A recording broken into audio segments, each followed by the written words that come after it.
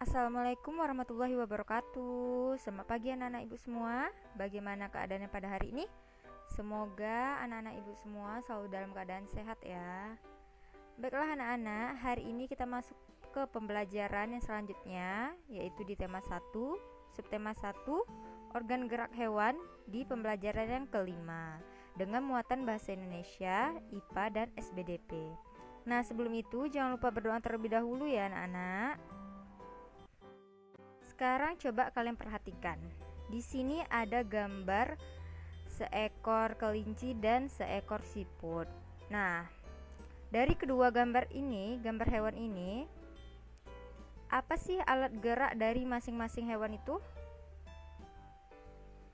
Nah, jadi untuk alat gerak dari kelinci adalah kaki. Sedangkan alat gerak yang ada pada siput yaitu menggunakan otot perut. Nah, hewan itu dibedakan menjadi dua kelompok, yaitu kelompok hewan vertebrata dan kelompok hewan avertebrata atau invertebrata.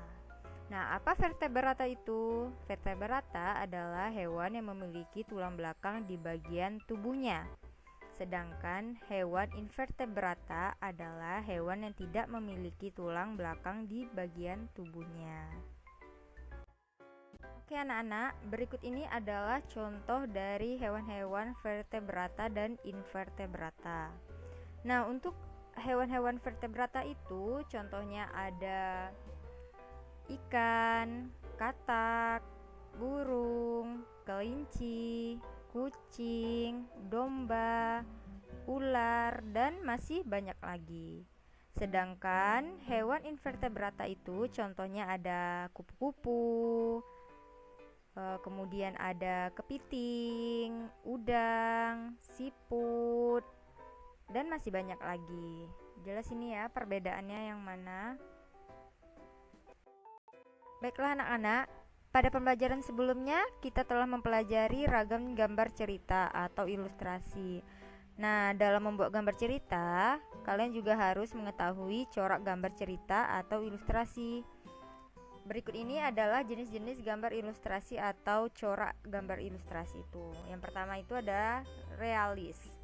Apa itu realis?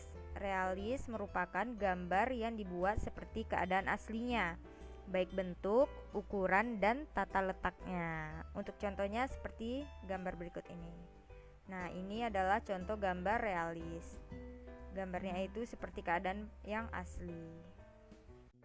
Selanjutnya yang kedua itu adalah karikatur. Apa sih karikatur itu?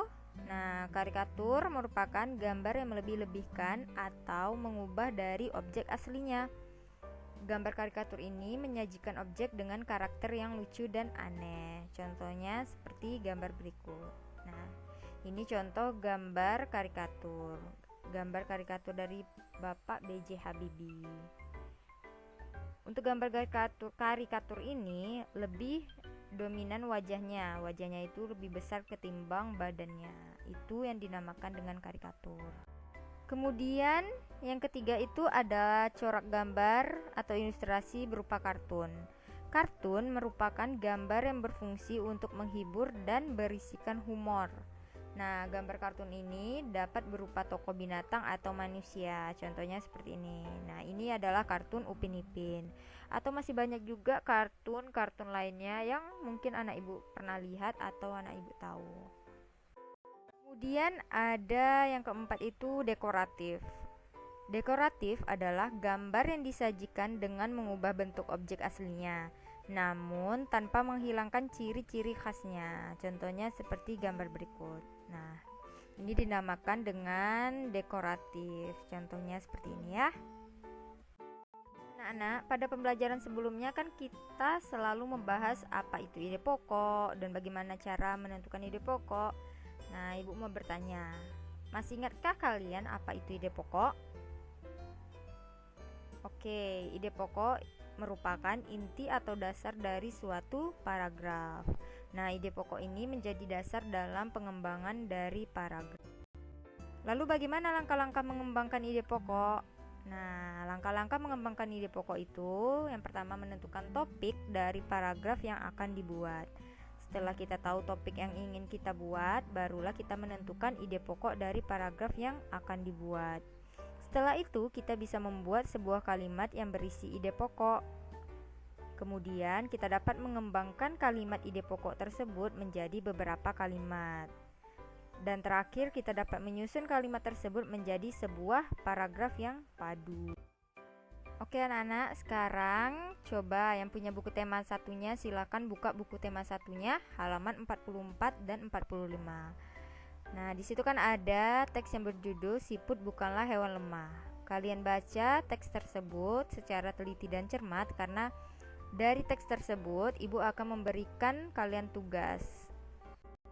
Oke anak-anak, untuk tugasnya itu yang pertama, kalian jelaskan perbedaan karakteristik kelinci dan siput. Untuk tugas yang kedua, kalian buat 2 pertanyaan dan jawaban dari bacaan yang berjudul Siput Bukanlah Hewan Lemah yang sudah kalian baca sebelumnya. Nah, untuk tugasnya ini kalian kerjakan pada buku latihan ya. Oke anak-anak, demikianlah pembelajaran kita pada hari ini. Lebih dan kurang Ibu mohon maaf. Ibu akhiri dengan wassalamualaikum warahmatullahi wabarakatuh. Assalamualaikum warahmatullahi wabarakatuh.